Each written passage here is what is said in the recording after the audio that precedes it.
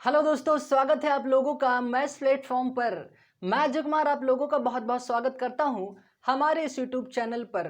तो दोस्तों, कल हम लोगों ने सीखा अनुपात समानुपात का भाग 4 और आज हम लोग पढ़ने वाले हैं अनुपात समानुपात का भाग 5। उम्मीद करता हूं भाग 4 आप लोगों को समझ में आया होगा, और अगर नहीं समझ में आया है तो आप लोग बेसिक टू हाई लेवल नाम की प्लेलिस्ट में जाके वहां से वीडियो को वॉच करके वापस अपनी बात को क्लियर कर सकते हैं, समझ सकते हैं। ठीक है दोस्तों, उम्मीद करता हूँ वीडियो समझ में आया होगा। और आज हम पढ़ेंगे भाग 5। इसका most of the important question होगा इसमें दोस्तों। वीडियो लास्ट तक जरूर देखिएगा। और सबसे पहले दोस्तों लाइक कीजिए और ज़्यादा से ज़्यादा शेयर कीजिए। और जो साथी चैनल पर पहली बार आके वीडियो को देख रहे हैं वो साथी चैनल को सब्सक्राइब कर लें, और सब्सक्राइब करने के साथ साथ ही बेल आइकन प्रेस कर लें, जिससे कि जब भी मेरा वीडियो अपलोड हो मेरे चैनल का नोटिफिकेशन आपको मिल सके और आप वीडियो को अच्छे से देख सकें, समझ सकें। ठीक है दोस्तों, तो चलिए स्टार्ट करते हैं आज का अपना ये वीडियो। उम्मीद करता हूँ वीडियो आप लोगों को पसंद आएगी, समझ में आएगा। ठीक है, तो आज का दोस्तों पहला क्वेश्चन हमारे सामने, ध्यान से देखिएगा, समझिएगा। ठीक है, तो दोस्तों पहला क्वेश्चन हमारे सामने है, ध्यान से देखिएगा, समझिएगा। क्वेश्चन कह रहा है तीन संख्याओं का अनुपात 2:3:4 है। यदि इनका एलसीएम यानी लसअप यानी लघुत्तम समापवर्ती 720 है तो इन संख्याओं का योग होगा। दोस्तों यहाँ पे क्वेश्चन को ध्यान समझना, तीन संख्याओं का अनुपात है 2:3:4 है। यदि इनका एलसीएम, इनका मतलब दोस्तों यानी 2 3 4 का एलसीएम 720 है। बात समझ में आई दोस्तों, ये बोल रहा है यदि इनका एलसीएम 720 है, यानी किन संख्याओं की बात कर रहा है, यानी 2 3 4 की।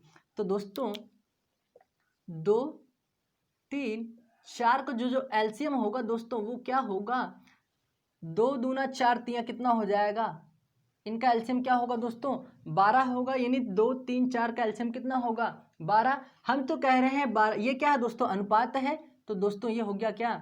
अब यहाँ से देखते हैं 2 3 4 का एलसीएम जो हो 12 हुआ, ये अनुपात है तो क्या होगा 12 अनुपात। हम तो कह रहे हैं 12 अनुपात, लेकिन क्वेश्चन कह रहा है एलसीएम कितना है 720 है। ठीक है, तो ये क्या होगा दोस्तों किसके बराबर 720 के, तो क्या होगा एक अनुपात जो बनेगा 12×6 = 72 यानी 60 का।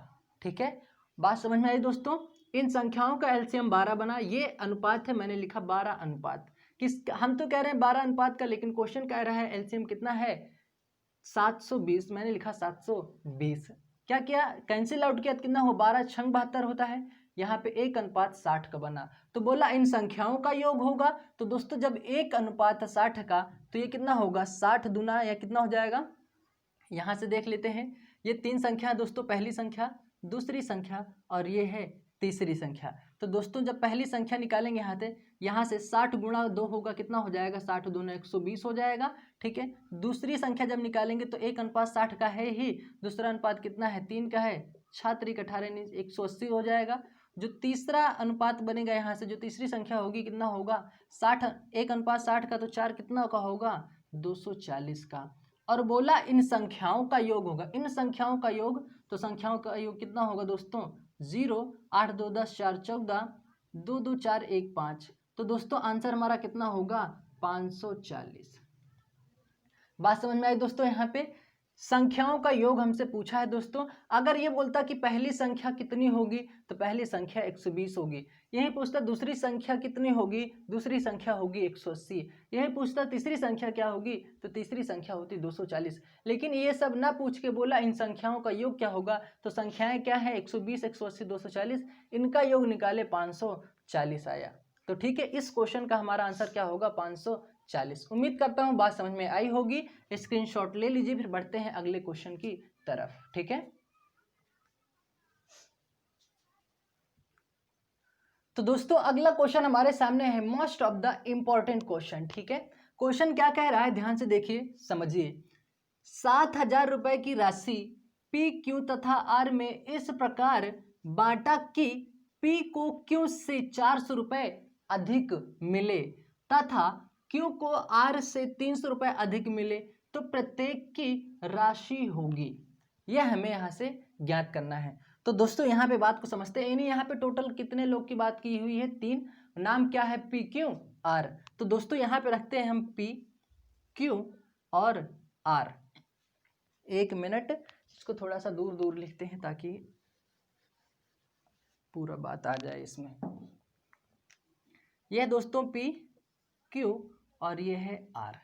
तो दोस्तों यहाँ पे ध्यान से समझो बात को, पी को क्यू से 400 रुपये अधिक, यानी पी और क्यू की बात हो गई, तथा क्यू को आर से 300 रुपये अधिक, यानी आर से क्यू को 300 रुपये अधिक मिल रहा है। यानी दोस्तों इस क्वेश्चन में आर की बात नहीं की गई है। तो दोस्तों हम क्या करेंगे, आर को, अब यहाँ बात को समझते हैं, लास्ट से बात को समझेंगे यहाँ पे, ठीक है। ध्यान समझना क्वेश्चन कैसे सॉल्व रखते हैं। यहाँ पे बोल रहा है तथा क्यू को आर से 300 रुपये अधिक मिल रहा है, यानी आर का जो रुपया है हमें नहीं पता है, तो उसे मानना पड़ेगा। तो यहाँ पे दोस्तों एक कांस्टेंट वैल्यू मान लेते हैं जिससे कि मान हमें पता चल जाएगा। तो दोस्तों उसको मानते हैं हम, यहाँ मान लेते हैं दोस्तों के। तो क्या बोल रहा है, आर से 300 रुपये अधिक, जब ये के है तो इससे 300 रुपये अधिक मिलेगा, तो दोस्तों ये कितना हो जाएगा, के प्लस 300। बात समझ में आई दोस्तों। ये बोला आर से क्यू को, यानी क्यू को आर से 300 रुपये अधिक मिले, जब आर जो है के है दोस्तों, यानी कांस्टेंट वैल्यू है, और यहाँ पे 300 रुपये अधिक मिले तो के प्लस 300 हो जाएगा। बात समझ में आई। फिर आगे क्या कह रहा है, मतलब इसके पीछे पी को क्यू से 400 रुपये अधिक मिले, यहाँ दोस्तों क्यू का मान के प्लस 300 है ही, और इससे भी बोल रहा है कि इससे भी आपको मतलब यहाँ पे 400 रुपये अधिक मिल रहा है, किसको, पी को क्यू से, पी को क्यू से 400 रुपये अधिक मिले, जब दोस्तों ये के प्लस 300 है और इससे भी 400 रुपये अधिक मिल रहा है, तो दोस्तों ये 300 तो था ही, ठीक है, ये 300 तो था ही, लेकिन इससे भी 400 रुपये अधिक मिल रहा है। कितना, 400 रुपये अधिक। ये बात समझ में आई दोस्तों। फिर क्या कह रहा है दोस्तों, इन तीनों में बराबर बराबर, मतलब 7,000 रुपये की राशि पी क्यू आर में इस प्रकार बांटा गया है कि पी को क्यू से 400 रुपये अधिक तथा क्यू को आर से 300 रुपये अधिक। तो दोस्तों ये के माने यहाँ पे के प्लस 300 हुआ, क्योंकि इससे अधिक है 300। फिर यहाँ पे पी को क्यू से 400 रुपये अधिक, तो 300, क्यू का मान के प्लस 300 है ही, इससे भी 400 रुपये अधिक हुआ, के प्लस 300 प्लस 400। तो दोस्तों इसका जो मान है कितना है, पी क्यू आर का कितने के बराबर रख दे दोस्तों, 7,000 के। कितने के बराबर, 7,000 के। तो क्या करें दोस्तों, इन सबको जोड़ दें, क्या कर दें, जोड़ दें। अब यहाँ से बात को समझना दोस्तों, के कितना हुआ, 3K हुआ, तो यहाँ पे लिख दीजिए दोस्तों 3K प्लस, उसके बाद क्या है, 4 3 700, 700 में 300 जोड़ेंगे कितना होगा, 1,000 होगा, बराबर कितना दोस्तों, 7,000 के। ठीक है, अब क्या होगा, ये 3K तो है ही, यहाँ पे इधर प्लस का 1,000 उधर जाएगा, बराबर कितना हो जाएगा, माइनस में हो जाएगा। तो 7,000 में से 1,000 जाएगा तो कितना बचेगा, 7,000 में से 1,000 जब माइनस करेंगे दोस्तों, तो 3K बराबर कितना हो जाएगा, 1,000 हो जाएगा। अब क्या करेंगे दोस्तों, 6,000 होगा दोस्तों, यहाँ से 7,000 में से 1,000 जाएगा, कितना बचेगा, 6,000। अब यहाँ से यहाँ पे बात को समझ लेते हैं, यहाँ पे लिखा हुआ 3K बराबर 6,000। जब यहाँ से वैल्यू कटेगी तो ये 2,000 बार जाएगी, 2 3 6,000, यानी के बराबर 2,000 आ गया। अब हमसे पूछा क्या है, तो प्रत्येक की राशि होगी। तो दोस्तों यहाँ पे के बराबर जब 2,000 निकाल लिए तो क्या करेंगे, इसी में हम रख देंगे। तो यहाँ पे क्या किए, पी क्यू और ये आर। तो आर का मान कितना है, यहाँ पे के है, तो के जो आर का रुपया होगा, यानी जो आर का रुपया होगा वो कितना होगा, 2,000 रुपये। ठीक है, क्यू का कितना होगा, यहाँ पे 300 है ही, 300 है ये, के का मान कितना है, 2,000 है, 2,000 में 300 जोड़ेंगे कितना होगा, 2,300 हो जाएगा, 2,300 रुपये हो जाएगा। पी यहाँ पे कितना है दोस्तों, ये 4 3 700 तो है ही, ये यहाँ पे के का मान कितना निकल के आया दोस्तों, 2,000। तो कितना हो जाएगा, 2,000 में 700 जोड़ेंगे कितना हो जाएगा, 2,700 रुपये। ठीक है दोस्तों, तो ये निकल के आया तीनों का मान। उम्मीद करता हूँ बात समझ में आई होगी। पी का जो रुपया होगा 2,700 रुपये होगा, क्यू का जो रुपया होगा 2,300 रुपये होगा, जो आर का रुपया होगा वो 2,000 रुपये होगा। समझ में आया दोस्तों, वापस एक बार फिर से समझ लीजिए। कह रहा है 7,000 रुपये की राशि पी क्यू आर में इस प्रकार बांटा गया कि पी को क्यू से 4,000 रुपये अधिक, 400 रुपये अधिक, तथा क्यू को आर से 300 रुपये अधिक। तो दोस्तों जब आर को हम के मान लिए तो इसको 300 रुपये अधिक मिला तो के प्लस 300 हुआ।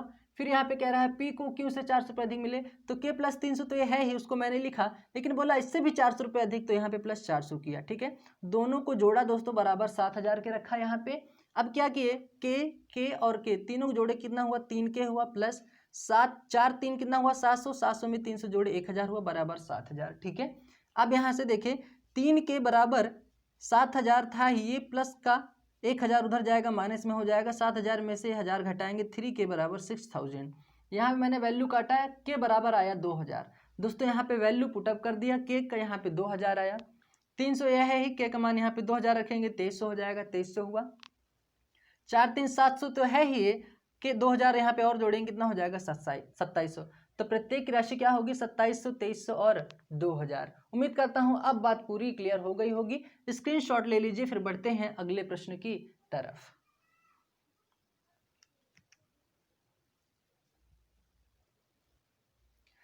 तो दोस्तों अगला क्वेश्चन हमारे सामने है, इंपॉर्टेंट क्वेश्चन है, ध्यान से देखिएगा, समझिएगा।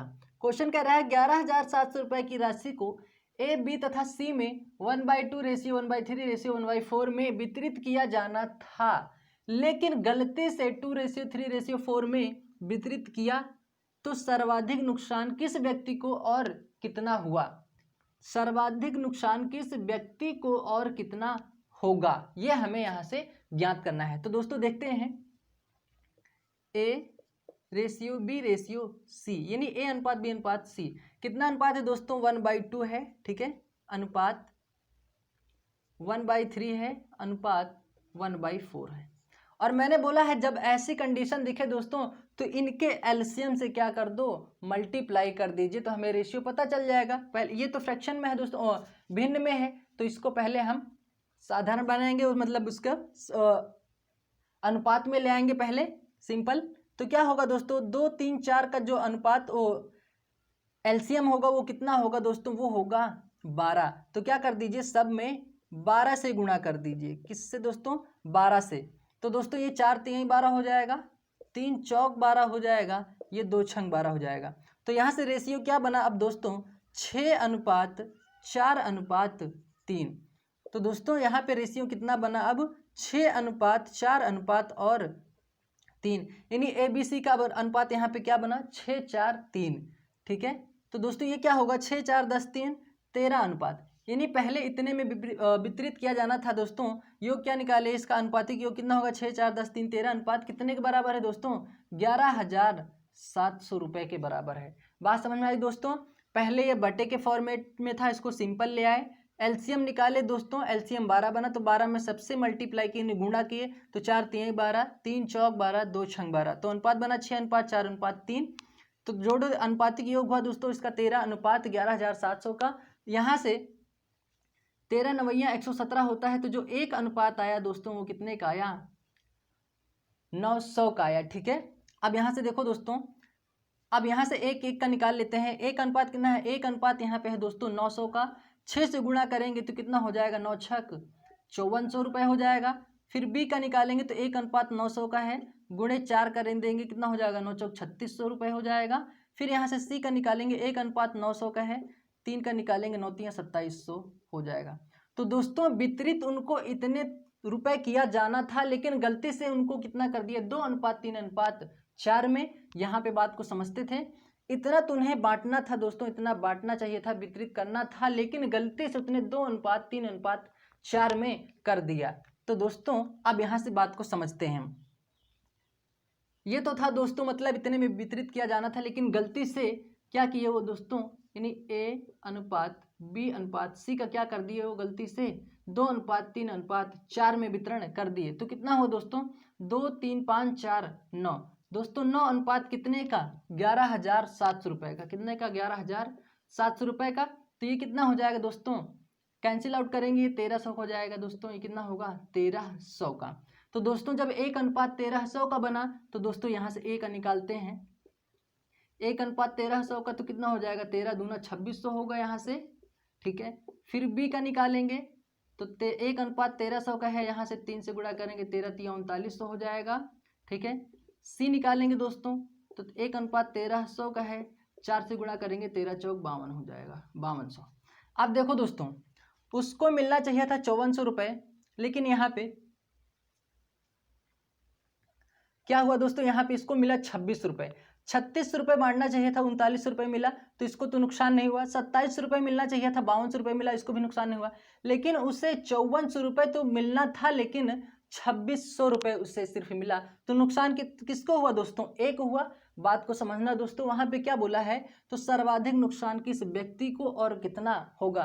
तो दोस्तों 36 रुपए तो उससे पहले मिलना था लेकिन गलती से 39 रुपए मिला, तो इसको तो नुकसान नहीं हुआ। 27 रुपए उससे पहले मिलना था लेकिन गलती से 52 रुपए मिला, इसको भी नुकसान नहीं हुआ। लेकिन ए को क्या हुआ रहा है कि 54 रुपए तो उसे मिलना था लेकिन गलती से उसे कितना मिला, 26 रुपए। तो नुकसान किस व्यक्ति को हुआ, ए को हुआ। और कितने रुपए का हुआ ये तो हमें पता चल गया कि दोस्तों ए को हुआ नुकसान, लेकिन कितने का हुआ वो हम यहाँ से माइनस कर लेंगे। 5400 में से ये 2600 माइनस जब कर लेंगे दोस्तों तो उसे पता चल जाएगा कितना होगा, 0 0 हो जाएगा, 8 6 1400 होता है, 4 में से 2 जाएगा कितना होगा, 2 होगा। यानी दोस्तों ए को 28 रुपए का नुकसान होगा। ठीक है, आंसर हमारा कितना होगा, 2800 रुपए।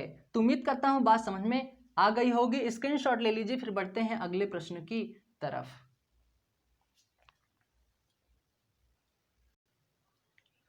तो दोस्तों अगला जो हमारा क्वेश्चन होगा वो होगा सिक्कों पर आधारित प्रश्न। जो यहाँ पे दोस्तों सिक्कों पर आधारित जितने भी 2-3 टाइप के क्वेश्चन बनते हैं वो यहाँ पे हम सीखेंगे।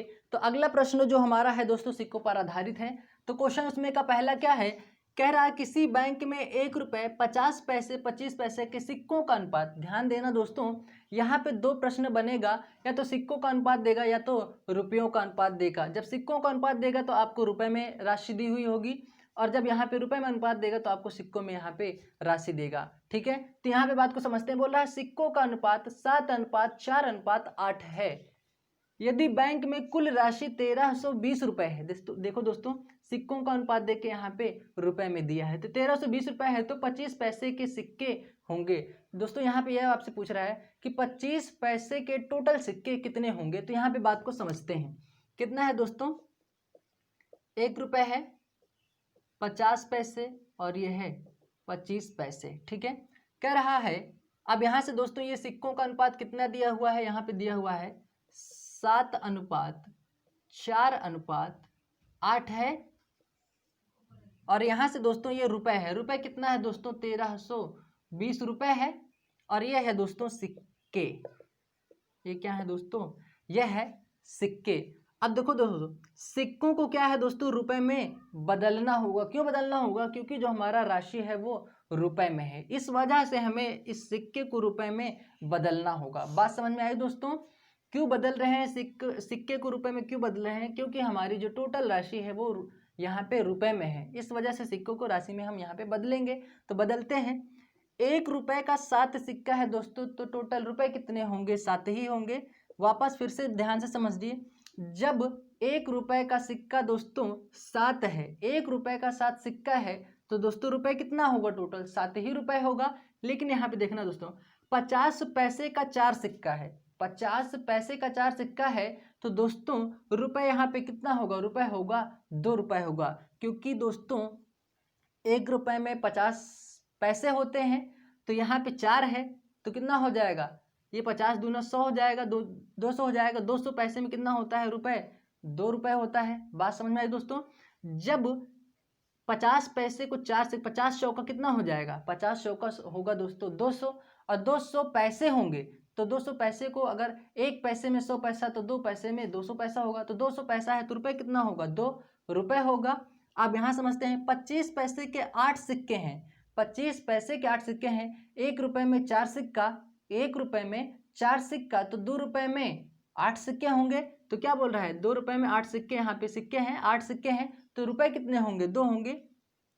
तो दोस्तों अब ये क्या हुआ, 7 2 और 2 इनको जोड़ेंगे तो अनुपात क्या बनेगा, 7 2 9 2 11 का।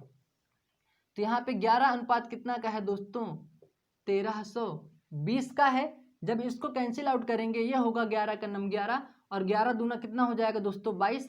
यानी ए बराबर मैं आपसे ये कह रहा हूँ कि 1320/11 कैंसिल आउट करेंगे तो ये होगा 13 का नम 13, 11 का नम 11 होगा, 11 दूना 22, यानी कितना होगा 120 रुपए। यानी जो एक अनुपात आएगा वो 120 का आएगा। ठीक है, हमसे पूछ क्या रहा है, तो 25 पैसे के सिक्के होंगे। तो दोस्तों 25 पैसे के सिक्के यहाँ पे टोटल कितने हैं, 8 सिक्के हैं, तो 120 को हम यहाँ से, यानी 25 पैसे के सिक्के निकालने के लिए 120 गुणे 8 कर देंगे, कितना हो जाएगा 12 8 96, 960 सिक्के होंगे। बात समझ में आई दोस्तों? उम्मीद करता हूँ बात समझ में आई होगी। अब इसी का एक और क्वेश्चन देखते हैं दोस्तों, उसका रिवर्स क्वेश्चन, जिससे यहाँ पे रुपयों का अनुपात देके सिक्के जो कुल राशि होगी वो सिक्कों में आएगी। तो वहां से हम बात को समझते हैं। स्क्रीनशॉट ले लीजिए, फिर बढ़ते हैं अगले प्रश्न की तरफ।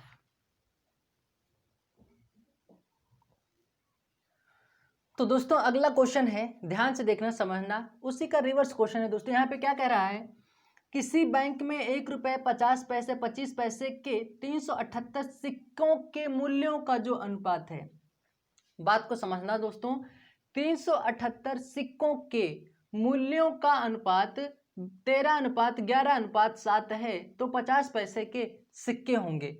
अब बात को यहाँ पे समझते हैं, 1 रुपये 50 पैसे और यह है 25 पैसे, ठीक है दोस्तों।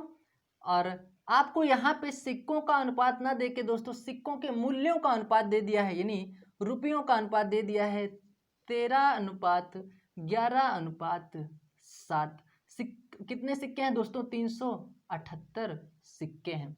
बात समझ में आई दोस्तों? 378 सिक्कों के 378 सिक्के, और सिक्कों के मूल्यों का अनुपात कितना है, यानी रुपयों का अनुपात 13:11:7 है। बात समझ में आई दोस्तों? ये दोस्तों मुख्य डिफरेंट है दोनों क्वेश्चन में। आपको यहाँ पे कभी रुपयों का अनुपात देके आपको सिक्कों का अनुपात दिया यहाँ पे मूल्य दे देगा, और कभी आपसे सिक्कों के मूल्यों का अनुपात देके यहाँ से आपसे ये मूल्यों का अनुपात दे देगा, ठीक है।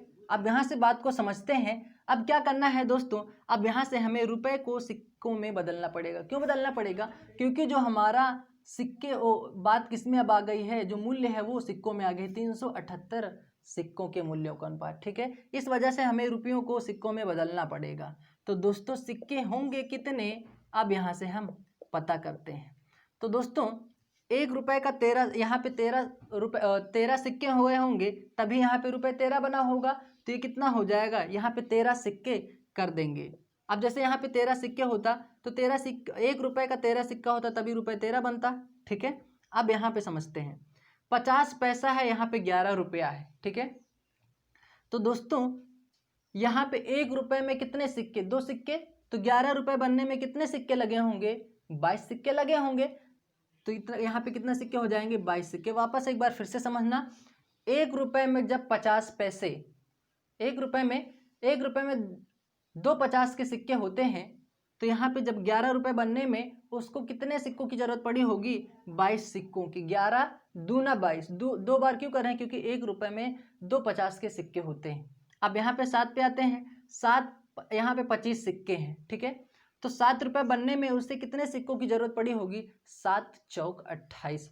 अब मैं इसको 28 यहाँ पे क्यों लिख रहा हूँ, अब जैसे यहाँ पे 28 होता तो 28 को क्या करते हैं, 25 पैसे हैं, 28 सिक्के हैं, तो रुपए बनाने में 7 रुपये कितना बनता दोस्तों, यहाँ पे 7। उसी तरह यहाँ पहले 7 है, तो यहाँ पे सिक्के कितने होंगे, 7 को 4 से मल्टीप्लाई कर दीजिए, 1 रुपये में 25 के सिक्के 4 होंगे, ठीक है। तो 7 रुपये बनने में 7 चौक 28, यानी 28 सिक्के।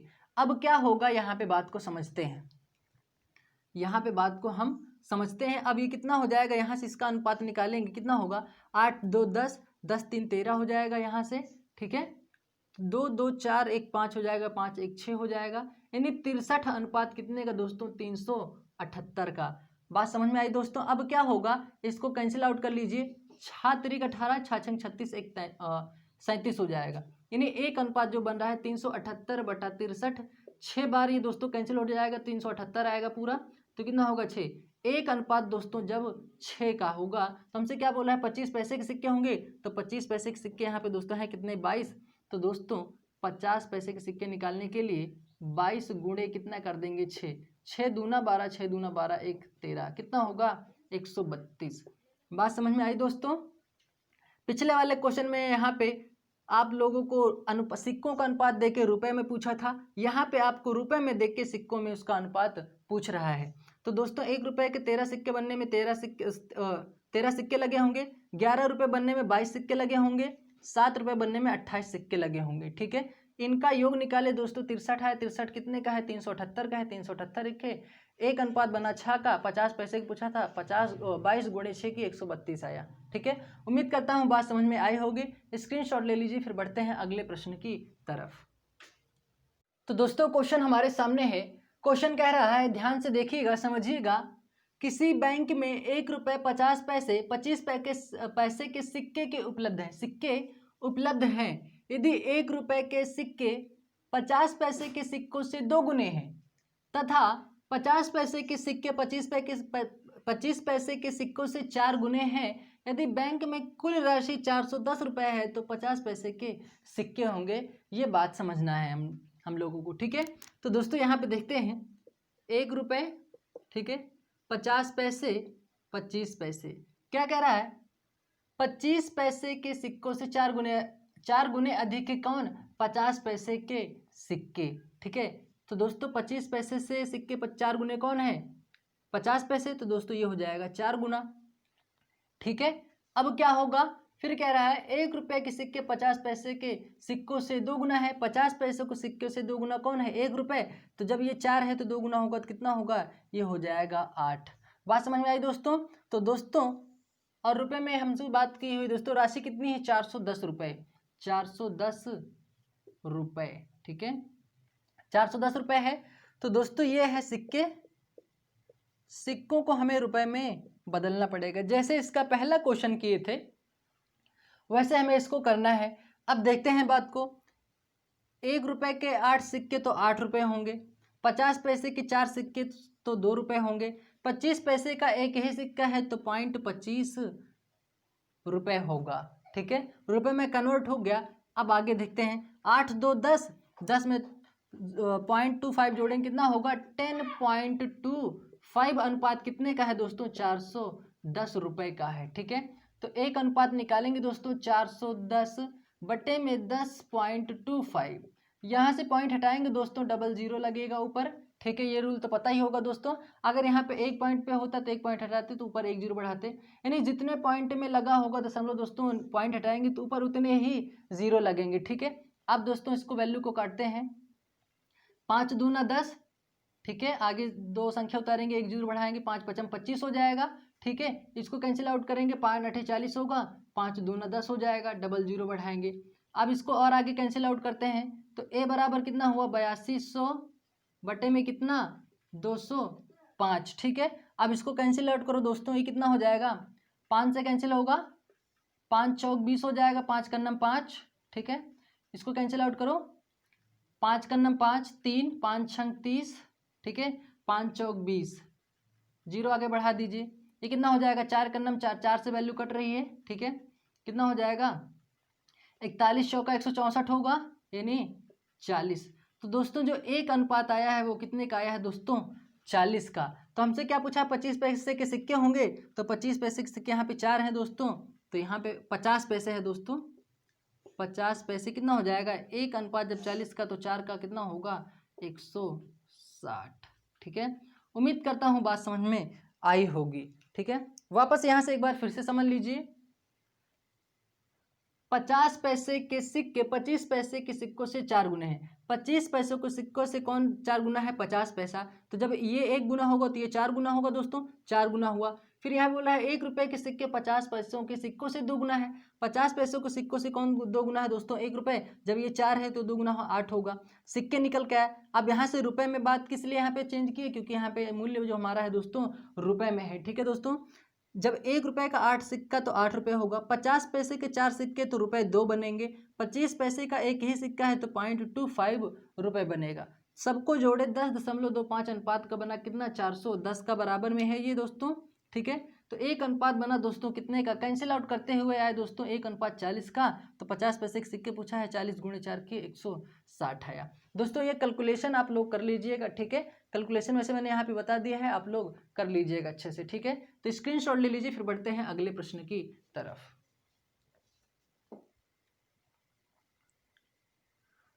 तो दोस्तों ये था आज का हमारा वीडियो, उम्मीद करता हूँ इसका जितना भी क्वेश्चन मैंने करवाया आप लोगों को अच्छे समझ में आया होगा, ठीक है। तो दोस्तों जो इसका कल एक इसका पार्ट और भी बनेगा दोस्तों, इसका लास्ट पार्ट होगा, फिर उसके बाद हम लोग पढ़ेंगे दोस्तों इसी में का साझेदारी, पार्टनरशिप, ठीक है। तो उम्मीद करता हूँ वो भी समझ में आएगा, लेकिन इसका एक पार्ट और भी बनेगा, most of the important question. जैसे इसमें पूछ लेगा कि जैसे 2 बर्तनों में नमक व पानी का अनुपात कुछ है, और उसमें तीसरे बर्तन में मिलाया जाएगा तो उसका अनुपात क्या होगा। तो इस टाइप का क्वेश्चन दोस्तों वहाँ पे कवर करेंगे, तो उसको भी ज़रूर देखिए, समझिए अच्छे से। तो दोस्तों मिलते हैं अगले वीडियो में, अच्छे से पढ़िए, लाइक कीजिए, शेयर कीजिए, सब्सक्राइब कीजिए। ठीक है दोस्तों, चलिए मिलते हैं अगले वीडियो में, तब तक के लिए थैंक यू, जय हिंद।